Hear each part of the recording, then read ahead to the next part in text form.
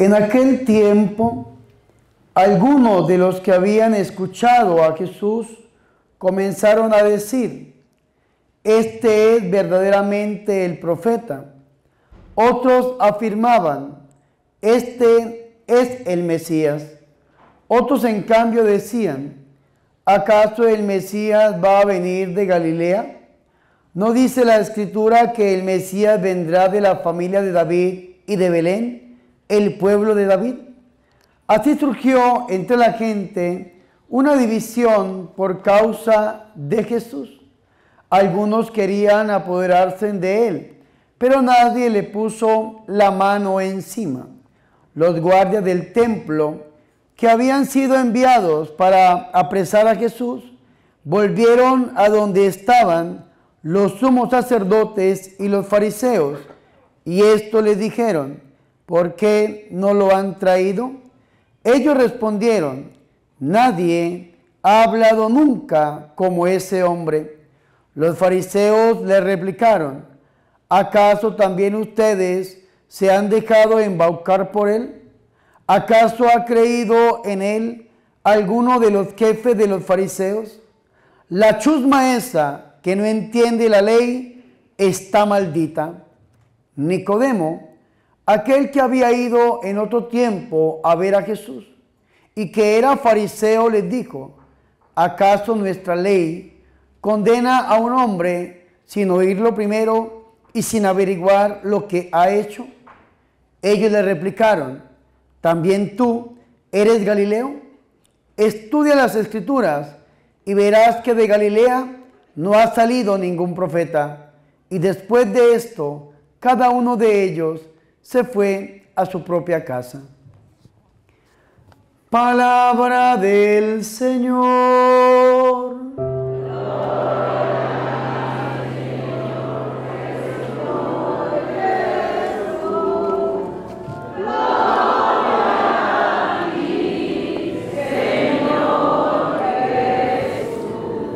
Que por la proclamación de este santo evangelio sean perdonados nuestros pecados. Alabanzas a ti, oh Cristo. Ven, Espíritu Santo, a través del corazón inmaculado de tu amadísima esposa, la Santísima y la Purísima Virgen María. Amén. Sean tan amables de tomar asiento, por favor. Qué bendición es para nosotros estar en este lugar. Este es nuestro cuarto retiro para la gloria del Señor, y cada vez viene más y más y más gente.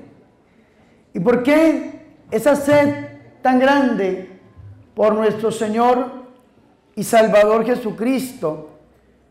Esa sed tan grande es porque Dios mismo la ha impreso en todos y cada uno de nosotros. Así que yo los felicito a ustedes por estar en este lugar, y quiero que ustedes mismos se den un fuerte aplauso, porque eso es lo que se merecen. Yo le pido al Señor que Él sea el que honre su fe. Amén. Vean qué interesante, mis hermanos, que el texto bíblico que hemos escuchado para este sábado, que la liturgia de la iglesia nos permite escuchar, está tomado del Evangelio según San Juan, en el capítulo 7, versículo 40 hasta el versículo 52, y nos habla de las nuevas discusiones sobre el origen de nuestro Señor y Salvador Jesucristo. Estas discusiones se presentan porque hay dos bandos, porque hay dos grupos que van detrás de nuestro Señor y Salvador Jesucristo. El primer bando y el primer grupo lo podemos llamar los amigos de Jesús. Y el segundo bando, el segundo grupo, lo podemos llamar los enemigos de nuestro Señor y Salvador Jesucristo. Hoy estamos aquí en este lugar y la pregunta es: ¿en qué grupo se va a ubicar usted o está ubicado usted? ¿Será que usted está ubicado en el grupo de los amigos de Jesús o está ubicado en el grupo de los enemigos de Jesús?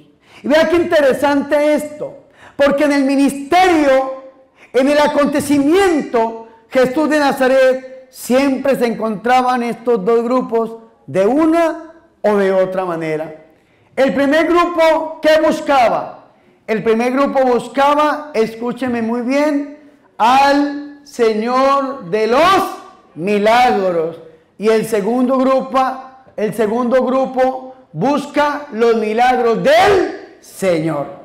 Y vea qué interesante esto, porque el primer grupo aprende a estar con Él, aprende a compartir con el Señor, sabe quién es el Señor, entiende quién es el Señor y sigue a nuestro Señor. El segundo grupo cree conocerlo, pero realmente tiene un desconocimiento de nuestro Señor y Salvador Jesucristo. Y en este desconocimiento de nuestro Señor, al final del día, terminan atentando contra nuestro Señor.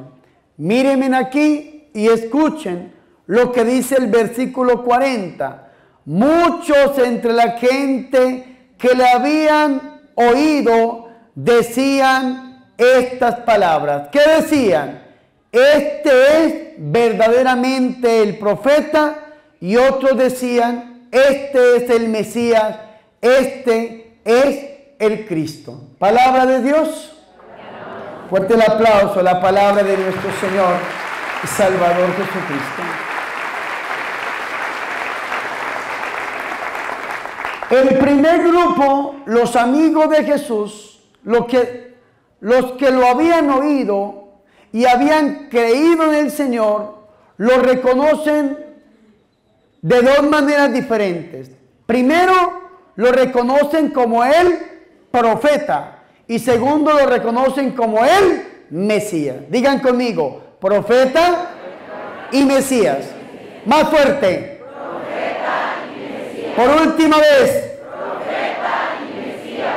¿Qué significa reconocer a Jesús como profeta? Porque, escúcheme muy bien, hay muchas personas que reconocen a Jesús como profeta, pero que no lo reconocen como Dios. Yo no quiero citar aquí a nadie, pero lo voy a hacer. Un ejemplo, los testigos de Jehová. Pregúntele a un testigo de Jehová si Jesucristo es Dios. Y le va a decir, no, Jesucristo no es Dios, es un profeta enviado por Dios. Eso es lo que le va a responder un testigo de Jehová a usted. ¿Qué significa reconocer al Señor como profeta? Es reconocerlo como el enviado de Dios, el que habla de parte de Dios, que todo lo que dice se cumple, que su palabra es veraz. Pero Jesucristo no solamente es un profeta, Jesucristo es el Hijo de Dios. Jesucristo es Dios hecho hombre. Cuando usted reconoce a Jesús como profeta, quiere decir que el profeta es el que anuncia y denuncia. Bueno, hay otro ministerio del profeta. Acompaña, dirige, consuela, guía al pueblo que está sediento por el Señor. Pero quedémonos en la sola dimensión profética de anunciar y denunciar. El Señor viene a anunciar el reino de Dios. Viene a predicar el Señor, a dar a conocer las obras de su Padre a través de la palabra. Lo que decimos nosotros en el tercer misterio luminoso, la venida del reino de Dios y la invitación, la predicación, invitando a ¿qué? A la conversión.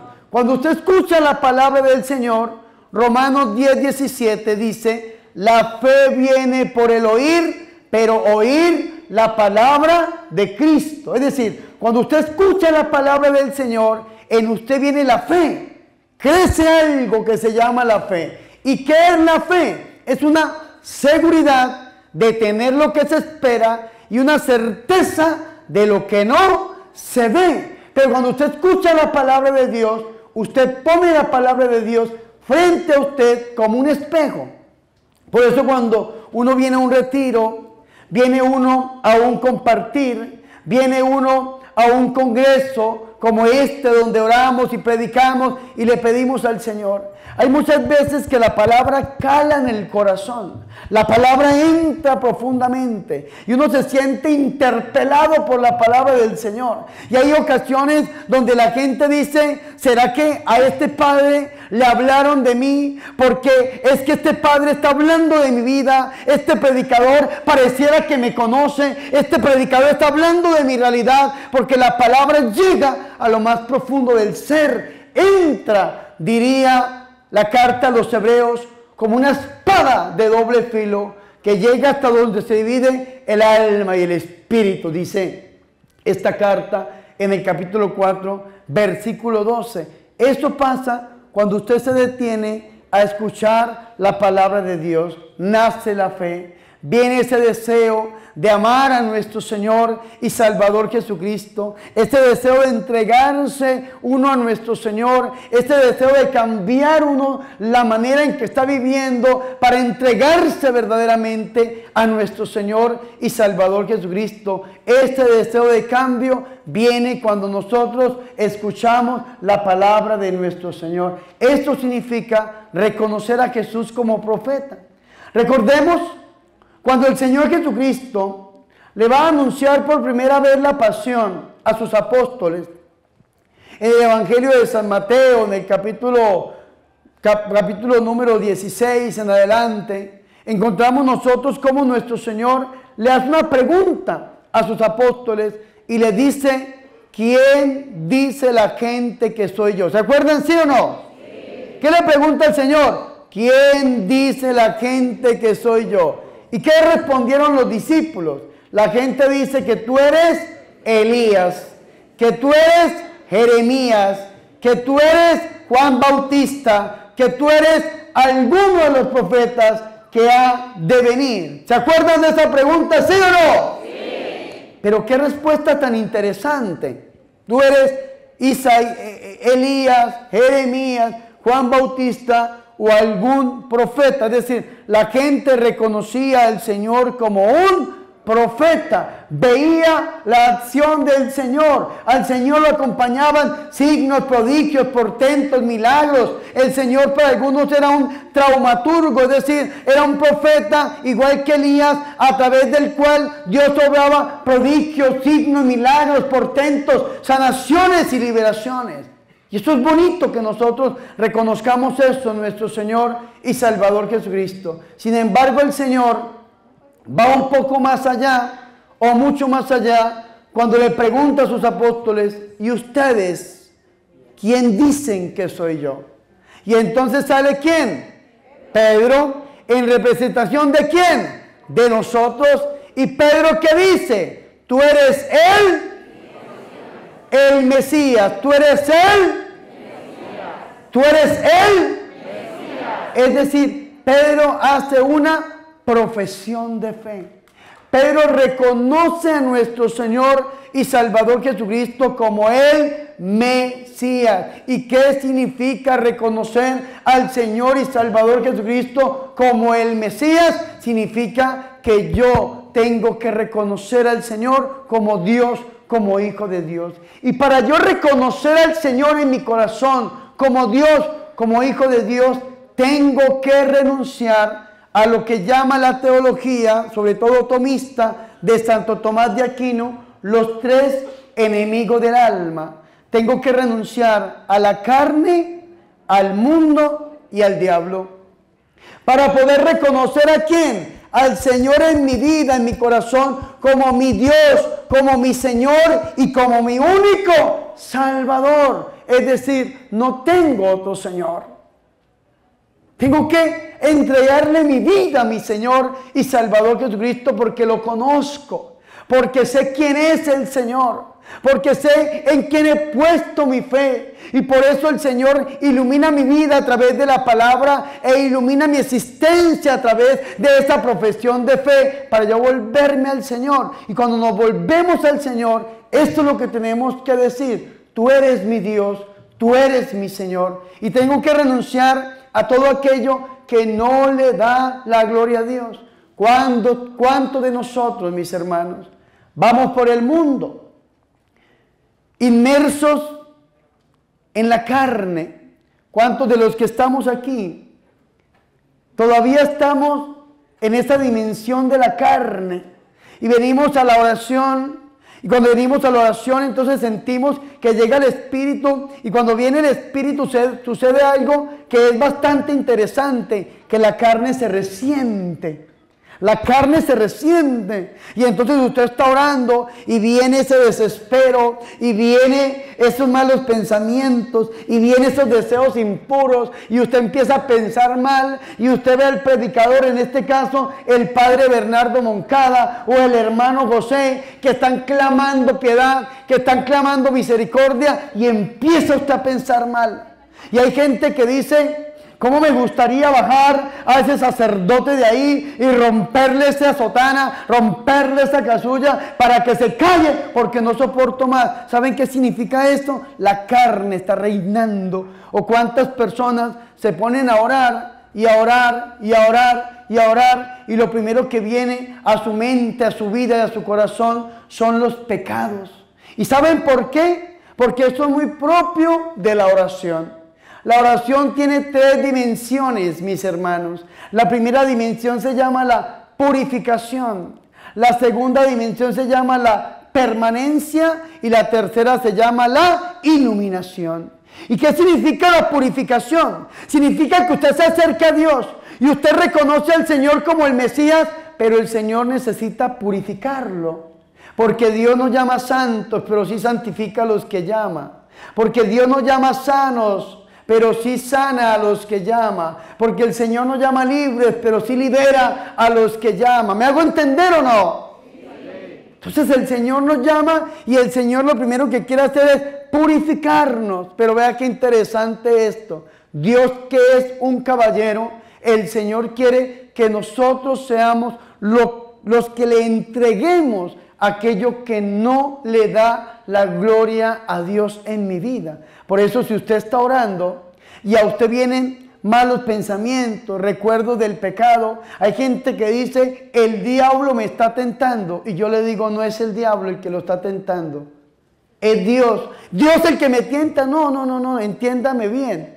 La Biblia dice en Santiago capítulo 1 versículo 12 que Dios no tenta a nadie ni se deja tentar por nadie. Es Dios el que está iluminando su corazón y el que le está mostrando qué es aquello que lo está separando de Él para que usted se lo entregue. Pero si usted no se lo entrega, si usted se lo guarda, Dios es un caballero, Dios hasta ahí llega. Pero si usted le abre su corazón y le entrega ese pecado, le entrega eso que está en su mente, que está en su vida, que está en su corazón, y usted le dice al Señor: llévatelo, Señor, el Señor siempre quita algo para dar, y es lo que nosotros no hemos entendido.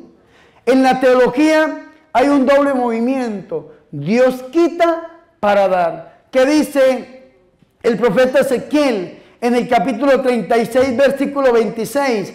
Quitaré el corazón de piedra y pondré un corazón de carne.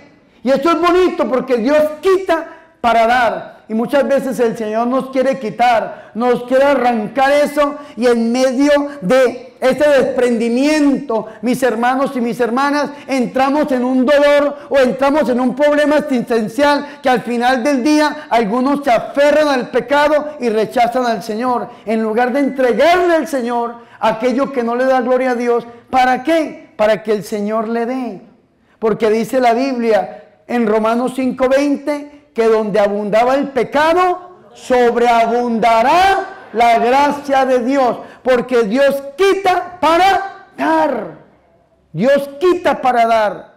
El Señor nos quiere quitar la carne, el mundo y el diablo para darnos su libertad. O si no, ¿en dónde queda el tema que predicamos nosotros en Cuaresma, que es el tiempo litúrgico que estamos viviendo dentro de la Iglesia Católica? En Cuaresma hablamos de un tema esencial que es la conversión. ¿La qué? Conversión. Más fuerte, ¿la qué? Conversión. ¿Y qué significa la conversión? La palabra conversión viene del griego metanoia. Y metanoia traduce como cambio, transformación. Transfórmense, dice la Biblia, Jerusalén en Romanos capítulo 12, versículo 2. Transfórmense mediante la renovación de su mente. Lo bueno que puedan discernir qué es lo bueno, agradable y perfecto para Dios. Pero la Biblia, Dios habla hoy, traduce esta parte como un cambio. Dicen, cambien su manera de pensar para que cambie su manera de vivir. ¿Y qué dice la Iglesia Católica acerca de esta metanoia, de esta transformación, de este cambio, de esta conversión? La Iglesia Católica dice, es salir de para entrar en. Es salir de el hombre viejo para entrar en el hombre nuevo. Es salir del hombre de la carne, el psíquicos ántropos, del cual nos habla San Pablo, para entrar en el hombre del espíritu. Es salir de la esclavitud para estar en la libertad. Es salir del pecado para vivir en la gracia. Es salir de la enfermedad para estar en la salud. Es salir de la opresión del diablo para vivir en la libertad de los hijos de Dios. Esto es lo que el Señor quiere con todos y cada uno de nosotros. Y el Señor nos ha traído hoy para quitarnos, para arrancarnos todo aquello que no le da la gloria a Dios. Lo que pasó con el hijo pródigo. ¿Qué pasó con el hijo pródigo? ¿A qué venía oliendo el hijo pródigo? ¿A qué? A suegra, dice esta hermana, no sabe de Biblia. ¿A qué venía oliendo? ¿A qué? A cerdo. ¿Y qué pasó con el padre? ¿Qué hizo el padre? Lucas capítulo 15, versículo 18. El padre salió, ¿qué? Corriendo. ¿Y qué hizo sobre el hijo? ¿Qué hizo? Lo abrazó y lo besó. Y después de que lo abrazó y lo besó, ¿qué dijo? ¿Qué dijo? ¿Hueles a marrano? ¿Hueles a cerdo? ¿Hueles a chancho? ¿Hueles a pecado? ¿Qué dijo el padre? Póngale el vestido blanco. ¿Qué significa ponerle el vestido blanco? Significa que cuando volvemos a la casa del Padre, el Padre nos permite renovar nuestras promesas bautismales. Nos permite a nosotros volver a estar limpios, a estar blancos para el Señor.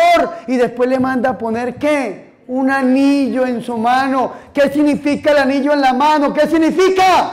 Que somos hijos de Dios, somos príncipes, princesas. Mire el hermano que tiene al lado, mírelo a la cara. Mírelo, ¿tiene cara de perro viejo? No. Mírelo a la cara. Mírele esa cara de santidad. Mírele esa cara de hijo de Dios. ¡Qué hermoso! Nosotros somos príncipes, somos hijos de Dios, pero ¿sabe el diablo qué quiere? Que nosotros creamos que nosotros no valemos nada. Que nosotros no valemos nada y entonces tenemos que arrastrarnos detrás del pecado. Y cuánta gentecita que no han descubierto esta dimensión de ser hijos de Dios, que no han descubierto que Jesús es Dios y Salvador, que el Señor es el Mesías, están ahí detrás de la brujería, detrás del demonio, detrás del diablo. Y están tristes, mis hermanos y mis hermanas, ver cuánta gentecita se está perdiendo, mis hermanos. Ver cuánta gentecita van en una procesión de maldad, de brujo en brujo, de bruja en bruja, de hechicero en hechicero, de limpia en limpia.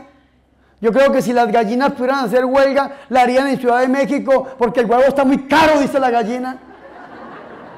Y ahí están pasándose ese huevo por encima, dándole culto a la muerte, limpiándose con una y otra cosa, porque todavía no han descubierto la dimensión de ser hijos de Dios. Y eso es lo que el Padre hace con este hijo, le manda a quitar el pecado, este olor a cerdo, olor a pecado, olor a chancho, y le manda a poner el vestido blanco y le manda a poner un anillo como símbolo de que le está devolviendo la dignidad de ser hijo e hija de Dios. ¿Y qué más hace el Padre? Un tercer signo. Le dice, póngale las sandalias en sus pies. ¿Saben qué significa las sandalias en los pies? Los esclavos en la época antigua y en la época de Jesús andaban descalzos. Les amarraban un grillete en sus pies y estos esclavos a toda hora caminaban así, muy pasito, muy lento, porque estaban amarrados. ¿Ustedes han visto al Divino Niño en Colombia? ¿Lo han visto? ¿Sí o no? ¿El Divino Niño colombiano no lo han visto? Uno que es así lindo como yo, ¿no lo han visto? Que viste de rosadito, que tiene las manitos levantadas y tiene un piecito así. ¿Saben qué significa el piecito así del Divino Niño? Escúcheme muy bien. Los esclavos en la antigüedad estaban amarrados de sus grilletes y para sentirse libres levantaban sus manos al cielo y movían los pies de un lado para otro. En Colombia le llamamos a eso hoy en día cumbia, ¿no? ¿Visto? Cumbia, que bailamos así los colombianos. ¿Se han visto o no? Porque ese era un signo de esclavitud. El Divino Niño nos viene a mostrar que Él trae la libertad de nosotros que somos hijos de Dios. Que ya no necesitamos, hermanos, estar esclavos del pecado. Que ya no necesitamos pisar el polvo del pecado, sino que Dios nos manda ponernos unas sandalias. Las sandalias es para que dejemos de ser esclavos del pecado, para convertirnos, como dijo nuestra Madre Santa, la Virgen María, en esclavos de Dios, esclavos de nuestro Señor y Salvador Jesucristo. ¡Aleluya! Fuertes aplausos al Rey de Reyes y Señor de Señores.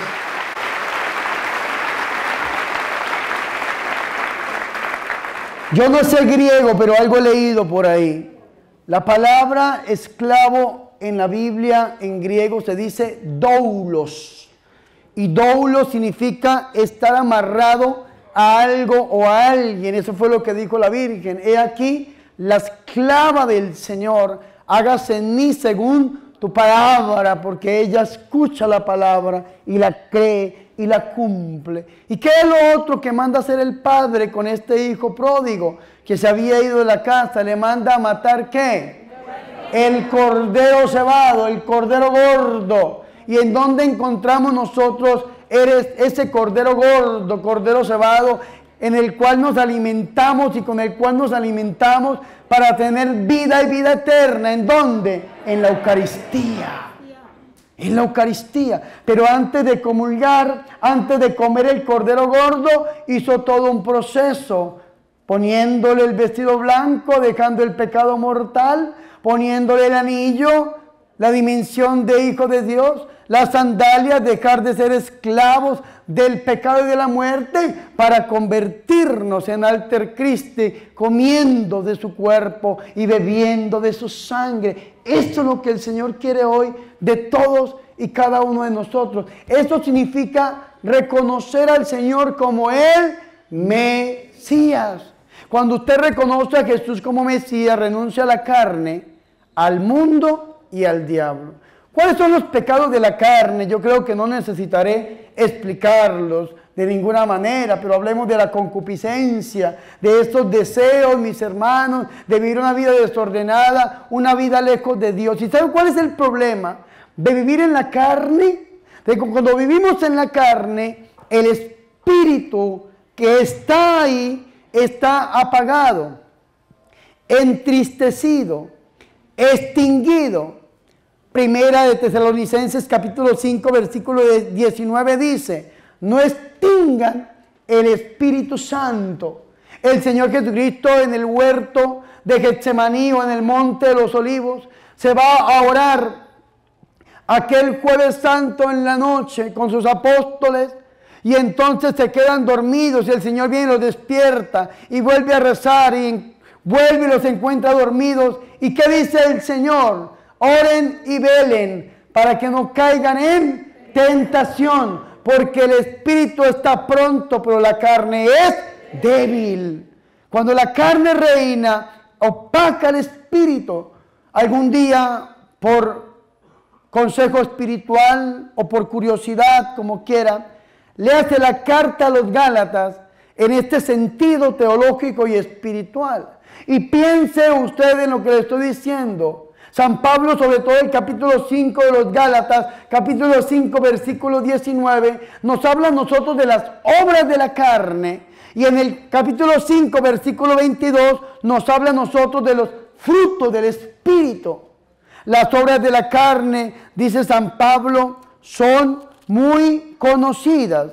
Dice, no me voy a decir presente que no voy a llamar lista. Dice, fornicación, impureza, libertinaje, idolatría, hechicería, odios, discordias, celos, iras, ambiciones, divisiones, disensiones, rivalidades, borracheras, comilonas y cosas semejantes, sobre los cuales les prevengo, como ya les previne, que quienes hacen estas cosas no entrarán en el reino de los cielos. Palabra de Dios. Fuertes aplausos a la palabra del Señor.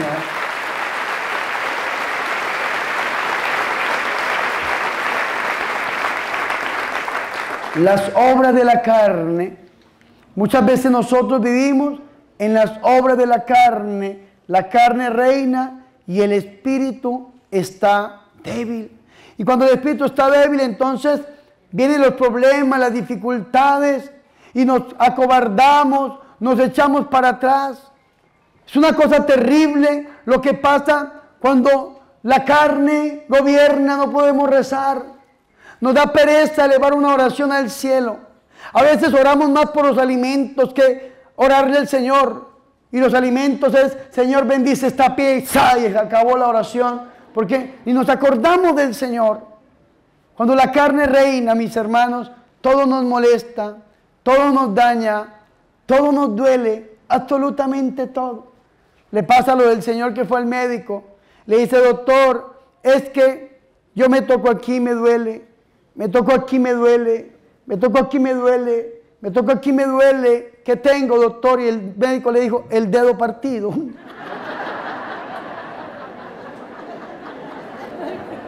Todo nos duele. Todo, absolutamente todo, mantenemos, hermanos y hermanas, en los frutos de la carne. No tenemos paz, no tenemos salud, no podemos orar, andamos a toda hora haciendo la oración del chivo, de la chiva, de la cabra, del ternero, del ovejo, del becerro. ¿Saben cuál es? A toda hora, Señor, dame, bendíceme, libérame, ayúdame. A toda hora pensamos en nosotros mismos. Queremos reunirnos para hacer una oración pidiéndole al Señor por los enfermos y vienen los problemas, vienen las dificultades, mis hermanos, y entonces nos asustamos y salimos corriendo, abandonando a nuestro Señor porque estamos en las obras de la carne.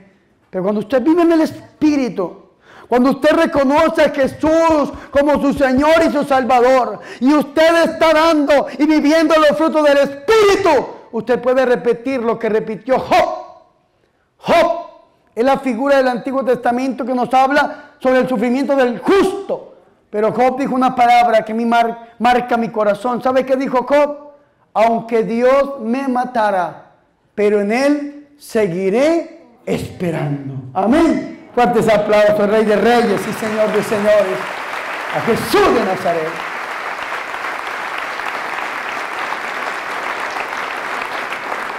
Nosotros, los que hemos sido amigos de Jesús, los que hemos reconocido a Jesús como nuestro Señor y Salvador, ya no podemos vivir en las obras de la carne. Si usted está aquí, y usted, ahí con usted, tiene un amuleto. Un amuleto es algo que usted utilice para la buena suerte. Cualquier cosa que usted utilice para la buena suerte es un amuleto. Si usted tiene aquí un amuleto, usted está viviendo las obras de la carne. Yo en estos días estaba atendiendo a una señora. Yo cargaba, se me quedó hoy en el lavamanos, una manillita roja con 12 pepitas, 12 porque simboliza el número total, las 12 virtudes de la Virgen sobre todo, y la roja la sangre de Cristo. Me la puse porque me la regalaron, me gustó mucho. Las pepitas del centro tenían amarillo, blanco, rojo y amarillo, que son los colores de la rosa mística que yo amo con todo mi corazón. Me la regalaron. Yo fui a bendecir una casa y me encontré con una señora. La señora tenía una manilla roja con 7 nudos y en el otro lado tenía una manilla con unas bolitas, con unos ojitos en toda la manilla. Yo le hice la pregunta, le digo, madre, ¿usted para qué utiliza esa manilla roja que tiene puesta ahí en su mano? ¿Y sabe qué me dijo? Padre, para la buena suerte. Y entonces yo le dije, oh. Y en la otra mano, ¿para qué utiliza usted esta manilla llena de ojitos? ¿Para qué? ¿Sabe qué me dijo? Padre, para el mal de ojo. Ay, ¿cómo sabe, no? Yo le dije, madre, eso es brujería. Eso es brujería. Porque la buena suerte para los cristianos no existe. Para nosotros los cristianos existe la bendición de Dios. Y cuando Dios nos bendice, nos va bien. Prosperamos. Salmo 1. Feliz el hombre que no hace causa común con los que se burlan de Dios, sino que medita en la ley del Señor día y noche. Es como árbol plantado junto al camino, junto al río, que da fruto a su tiempo. Y si usted está pegado de la mano de Dios, usted ha reconocido a Jesús como su Señor y como su Salvador, el Señor es el que lo bendice. Y cuando Dios bendice, hay sanación, hay liberación, hay prosperidad. Vivimos verdaderamente como hijos y como hijas de Dios. ¡Aleluya! Esa es la bendición de Dios.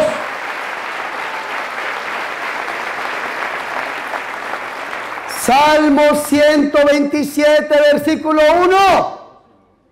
Si Dios no construye la ciudad, en vano trabajan los albañiles. Si Dios no cuida la ciudad, en vano vigila el centinela. Versículo 2. Mientras los hijos del mundo se matan por el pan, los hijos de Dios se lo ganan mientras duermen. Aleluya. Qué palabra tan poderosa.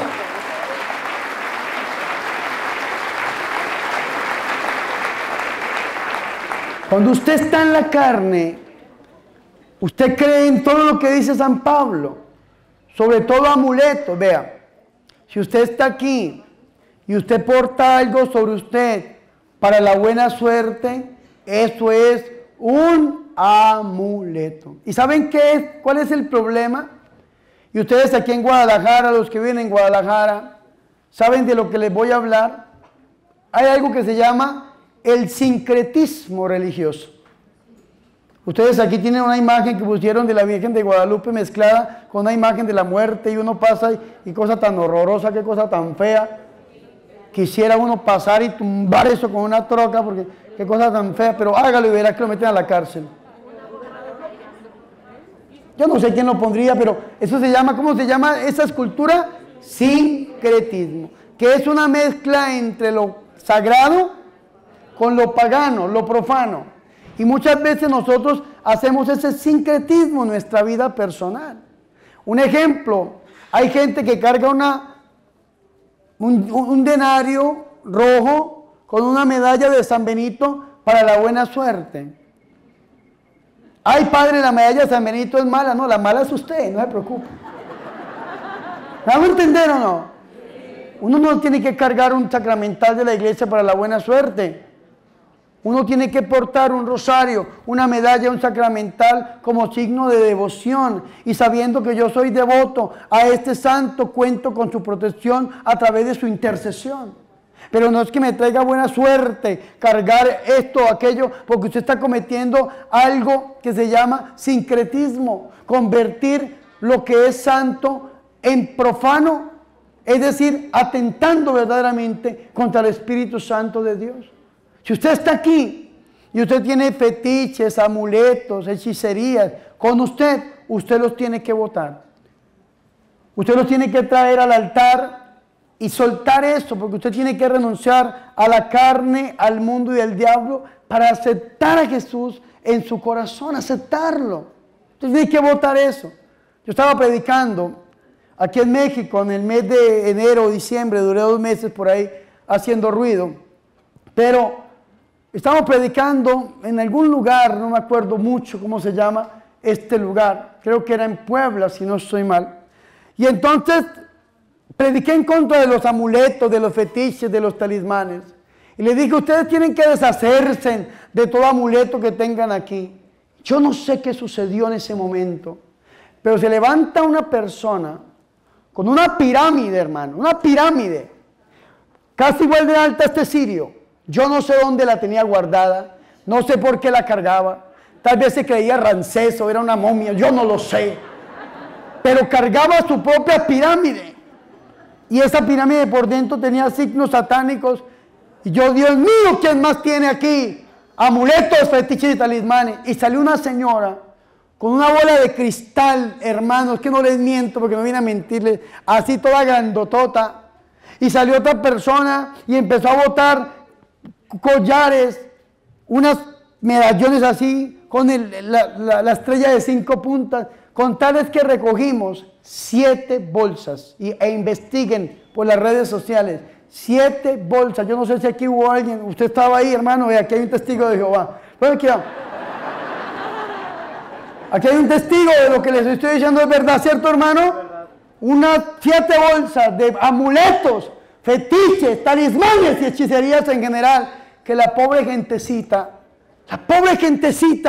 cargando esos amuletos, eso se llama vivir en la carne, se llama no vivir en el espíritu. Estamos viviendo en el hombre viejo, estamos viviendo en el hombre antiguo, estamos viviendo en el psíquico sántropos que llamaría San Pablo, en el hombre que no vive en el espíritu. Y entonces cuando vivimos en la carne ponemos la fe en todo menos en Dios.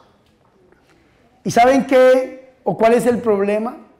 Que el demonio que es inteligente, el demonio que es astuto, se aprovecha de nuestra ignorancia para hacernos el mal. Y nos pone a nosotros, mis hermanos y mis hermanas, como esclavos no de Cristo, sino del diablo. Esclavos de un brujo, de una bruja, lo que diga esta persona, lo que me mande esta persona. Y la gente termina haciendo unas cosas absolutamente terribles. Hoy vamos a renunciar a todo aquello que no le dé la gloria a Dios.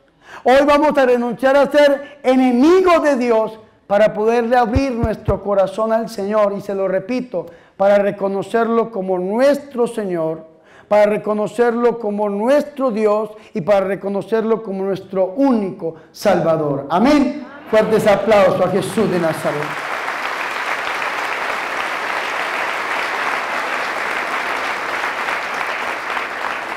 Cuando nosotros lo hacemos, suceden cosas maravillosas, hermanos. Yo estaba celebrando un congreso en Colombia.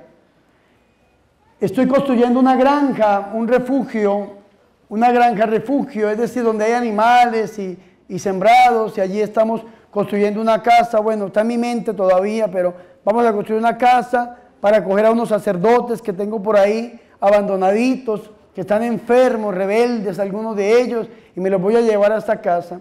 Y vamos a construir unas 20 cabañitas que vivan 4 personas por cada cabaña, para nosotros poder rehabilitarlos allí de la droga y del alcohol. Esta granja queda en Colombia, en el municipio de Paz de Ariporo, en el departamento de Casanare, y allí hemos venido celebrando una serie de congresos como estos. Es un lugar que, si usted se ubica en la capital de Colombia, en Bogotá, queda lejos, lejos, lejos, lejos. Usted por tierra se puede gastar hasta 12 horas para llegar, y nos hemos gastado hasta 18 horas, dependiendo de cómo estén las carreteras en Colombia, que son un poco muy golpeadas, llenas de huecos y una cantidad de cosas.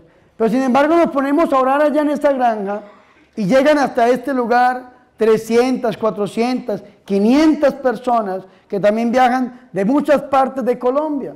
Estábamos orando allí en un congreso, en la granja La Inmaculada, y llegó una mujer. Esta mujer estaba enferma, una mujer que había puesto sus manos, su vida en la ciencia médica, y no es malo hacerlo. Esta mujer quería ser mamá, pero la ciencia médica le decía que ella tenía el 2% de posibilidades de quedar embarazada y su esposo tenía, creo que, el 0.5%. Y entonces estábamos orando en el nombre del Señor. Se llama la Inmaculada en honor a la Inmaculada Concepción de la Virgen María. Y le pedimos a Dios por intercesión de su Santísima Madre que esta mujer que estaba acercándose al Señor, que tal vez había puesto sus manos, su vida en manos de los médicos, de la ciencia, la estaba poniendo en el Señor, que el Señor hiciera un milagro en esta mujer. Y nos fuimos de este lugar. Y volví al siguiente mes. Yo voy una vez al mes. El siguiente retiro es el 13 de mayo para la gloria y honra de nuestro Señor y Salvador Jesucristo. Y yo vengo de celebrar mis 6 años de ordenación sacerdotal. El 19 de marzo, que lo celebré aquí en esta granja, cumplí 6 años de haber sido ordenado como sacerdote y llegó el testimonio de esta hermosa pareja. Según la ciencia médica, la mujer tiene aproximadamente el 95% de llegar a dar a luz y su esposo como que rompió el termómetro, mis hermanos y mis hermanas. Y le estamos pidiendo al Señor que nazca de esta unión marital un hermoso bebé que se llame Bernardito, para la gloria del Señor.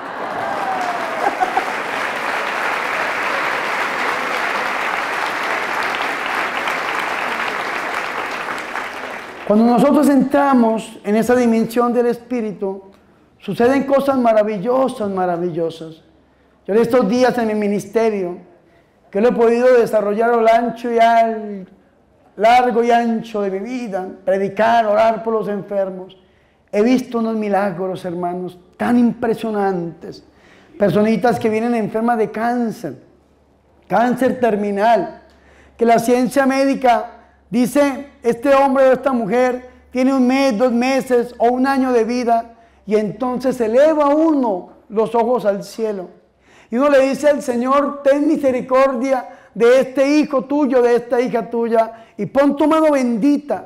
En estos días estábamos orando, mis hermanos, por una persona desahuciada por los médicos. Los médicos ya decían que no tenía vida, que iba a morir, que el cáncer se lo iba a llevar. Y estábamos orando por este hombre. Y apenas salimos del hospital, las enfermeras corrían de un lado para otro para reanimarlo, porque decían que este hombre se iba a morir.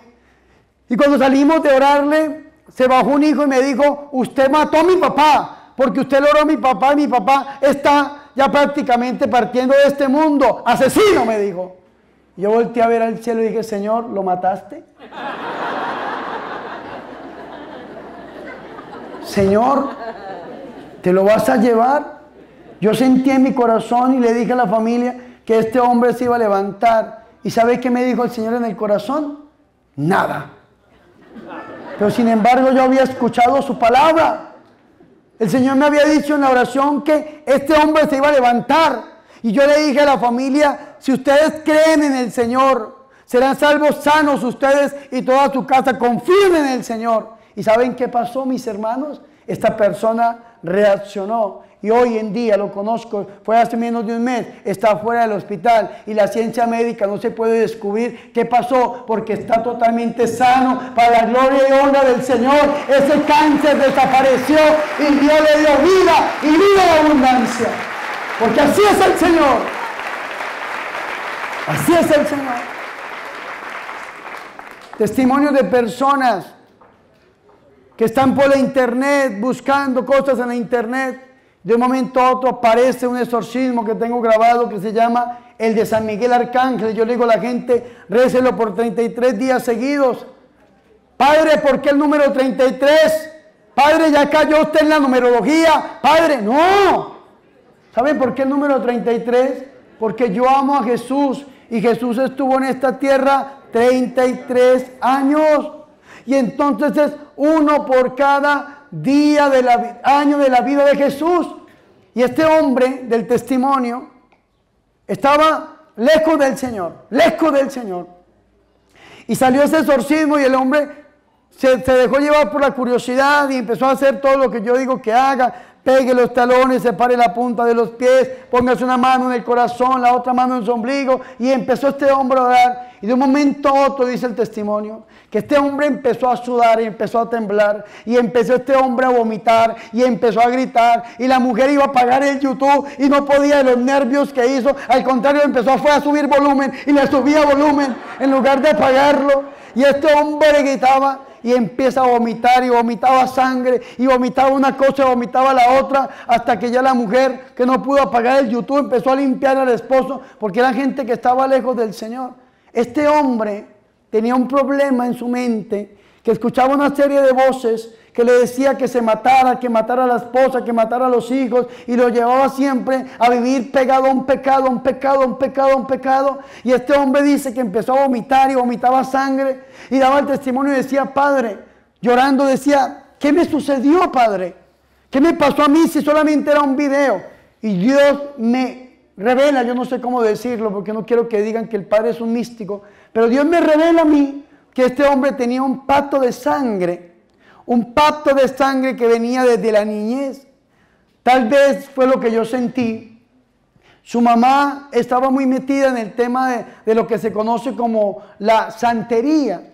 Y en el tema de la santería habían llegado a algo que se llama el bautismo del cerebro o abrir las llaves espirituales, que algún día les explicaré qué tienen que hacer en esa religión, apostatar contra el bautismo y una cantidad de cosas impresionantes. Y la mamá había marcado a su hijo con una serie de signos en su cuerpo a través de unas cicatrices que los hacen cortándolos, y había creado en él un pacto de sangre con el demonio, y ese pacto de sangre era con un demonio de muerte, y por esas razones que quería matarse, pensaba matar a sus hijos y pensaba matar a la suegra, aunque es como es normal últimamente, pero pensaba en la muerte a toda hora. Y resulta de que empezó a vomitar y a vomitar y a gritar y a liberarse. Y en ese momento Dios le dio el don de la liberación. No lo conozco, pero me llegó el mensaje a través de las redes sociales donde me decía, llorando: Padre, me siento totalmente libre. ¿Cuál es el paso a seguir? ¿Y sabe yo qué le dije? Usted tiene que echar raíces en Jesús, en la Iglesia Católica. Tiene que renunciar a la carne, al mundo y al diablo, para abrirle su corazón y acoger a Jesús.